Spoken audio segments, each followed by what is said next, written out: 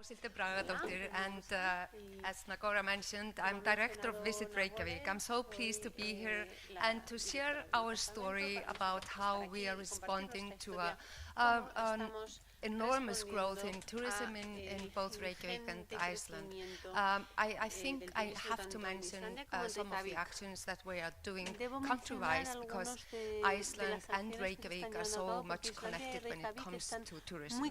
95% of all the visitors that come to Iceland spend their time in Reykjavik for fewer or a longer period of time. I will come more back to that later on in my speech, but that's why I want to mention some of the actions that we have also taken for the country. But just to start with some figures.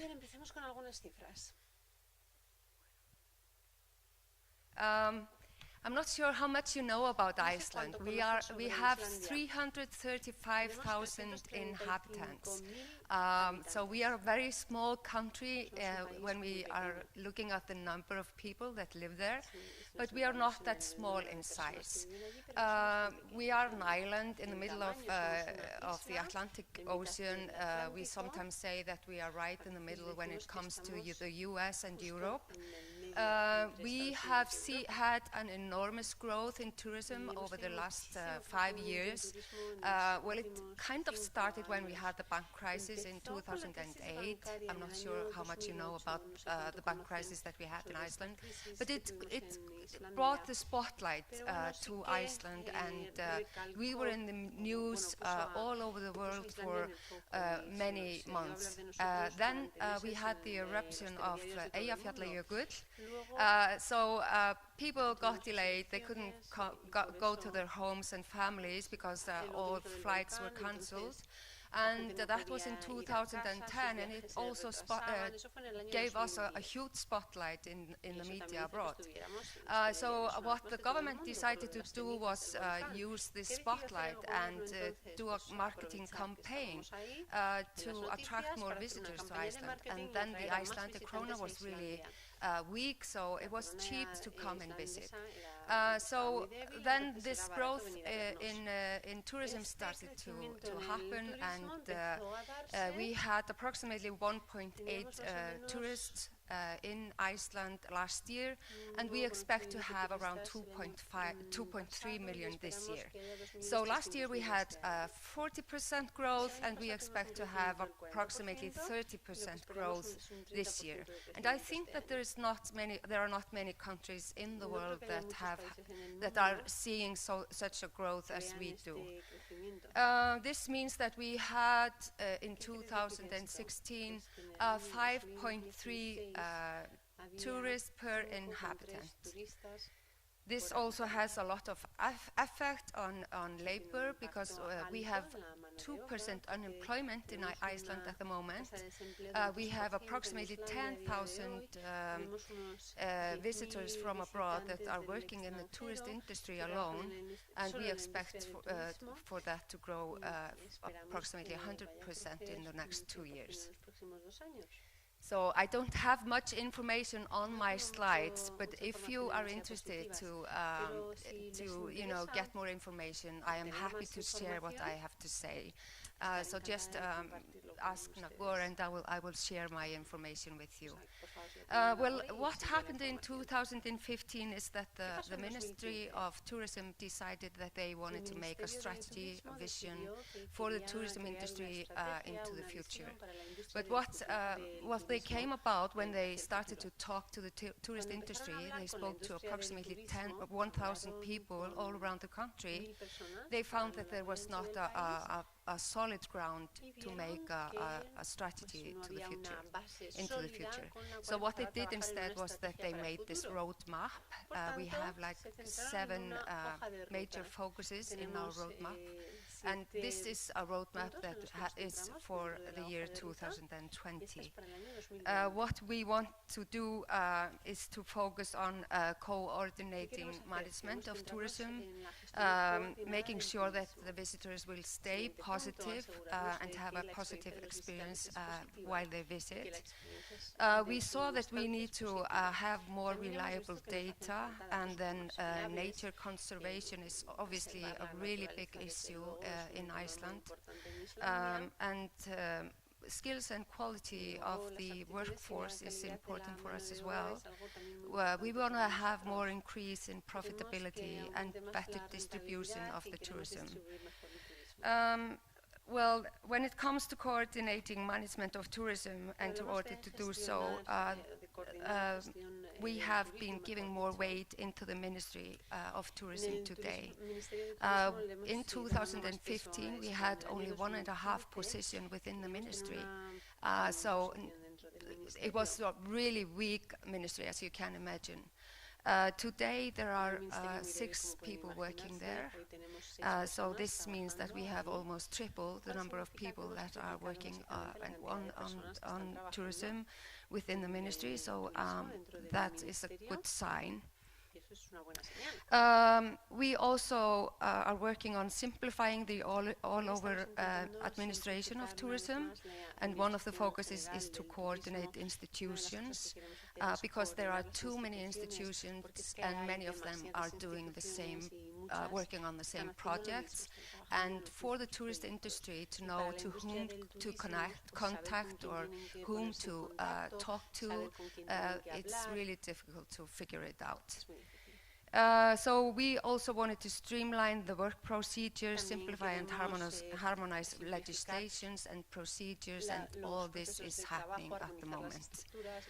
Secondly, as I mentioned, we wanted to ensure that the visitors will have a positive experience, and one of the projects that we have already started in every region of the country, and I don't think that any country has done it as we are doing it, is implementing a destination management plan, focusing on supporting infrastructure, quality of services, hospitality, to support each region and as a touristic destination. As has often been mentioned over the last couple of days, reliable data is a very important factor for decision making in the tourism industry. In Iceland, we have set a goal on intensifying researches and link them together. For the first time now, the tourism industry has an access to a tourism dashboard where we can access an up-to-date information about number of visitors, number of hotel overnight stays, Airbnb and the revenues that come from the Airbnb, and also the economic impact of tourism. So this is a really valuable information that all of the tourist industry can access on a daily basis. Our agenda is also to make sure that we have access to timeable and reliable and internationally comparable data. So we are trying to find the right benchmark. So if you think that you have something that we can learn from, please share it with us. Nature conservation is very important. It's very important for sustainable tourism in Iceland. Nature is the main attraction driving the Icelandic tourism, and so it's really important for us to focus on it. We are putting a great focus on nature and heritage conservation, and in the roadmap, sustainability is mentioned a lot. We are looking into ways of restricting access to certain areas in the countryside.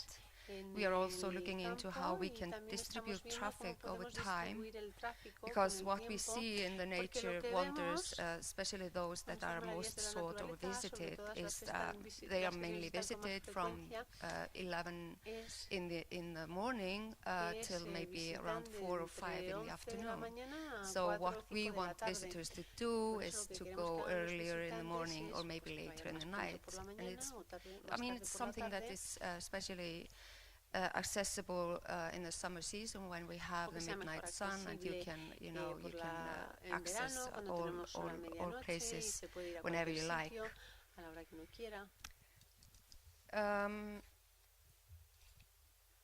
the DMP, or the Destination Management Plan, will put a focus on assisting municipalities in taking tourist destinations into account in their planning for the benefits of the protection of the nature and the culture, as well as the facilities, maintenance, and visitors management. We also are very much aware of that the skills and qualities of those that are serving in the tourism industry is really valuable. I mean, it's a knowledge-based sector founded on people. Therefore, we are doing whatever we can to give them access to know-how, to training and education, and at the moment we are making plans for the needs of manpower in each region to meet the projected increase in the number of tourists. We are also offering short courses in secondary schools to meet growing skills requirements. And for the increase in profitability, one of the things that we are focusing on is the branding of Iceland as a tourist destination. I mean, branding forms the basics for defining the target groups for Iceland. So it's really important for the branding and the market segmentation to be conducted in relation to increased returns requirements in the sector. Iceland, we want to distribute the tourists more around the country, but what is one of the biggest problems in the distribution is that we only have one international airport that is operating, and the airport is very close to Reykjavik. This means that approximately 97% of all visitors spend part of the time in the city. So when we look at the statistics, growing number of visitors spend their time in the city and mainly take day tours to experience our breathtaking nature. And what we also know is that they mainly travel to the south coast of Iceland, even though we see growing numbers of tourists traveling to the west region. But there are so few that travel to the north part and to the east part, and they mainly travel to those regions in the summer season. So the tourist industry really drops in the winter seasons in those regions, which is bad for the tourist industry there. We are trying to attract airlines to have a direct flight to the city. That's the capital city of the northern region of Iceland. We think that when that will happen, we will see a better distribution of visitors all around the country. But what happened earlier this year is that the domestic airline, AirConnect, they decided to have a direct flight from the Keflavik airport, or the international airport in Reykjavik, wow, time flies, into the country, so into the north part, into the east region. So I had so much that I wanted to tell you. So what we are doing, if I talk a little bit about what we are doing in Reykjavik, we are responsible for the destination management planning for the capital area. We are also doing some surveys and researches on our own. What we have been doing since 2004 is doing services at the airport when the visitors are leaving the country, and where we ask them how long they stayed in Reykjavik compared to the overnight stays in Iceland, and if they would, how they rate their stay in Reykjavik, and if they would recommend Reykjavik to friends and families. We are also monitoring what are the most visited sites in Reykjavik. So we see, because we have been doing this on a yearly basis for so long, we have a good idea about how the visitors are behaving within the city, and we are happy to say that 99% of those that visit are positive towards Reykjavik as a destination, and almost the same amount of people say that they will recommend Reykjavik to friends and families. What we have been doing recently in Reykjavik is that we have been setting hotel quotas in the downtown area. We have restricted hotel quotas in the oldest part of the downtown area, and we are setting more quotas as nowadays to the main shopping street, for instance. There was a lot of complaints from the locals about the traffic in the city center. So what we did was we banned all buses to go into the city center, so it's closed for drop-off and drop-on by the hotels there. So you have to go around the city center. So we have approximately 22 bus stops that are doing the drop-off and pickups. And we have also put some focus on stronger infrastructure in areas that are in the outskirts of the city center to distribute the visitors more over. So I'm going to skip this one, but I want to show you in the end, I want to show you just to thank you for and welcome you to Reykjavik. I want to show you a short video of our beautiful destination. Thank you.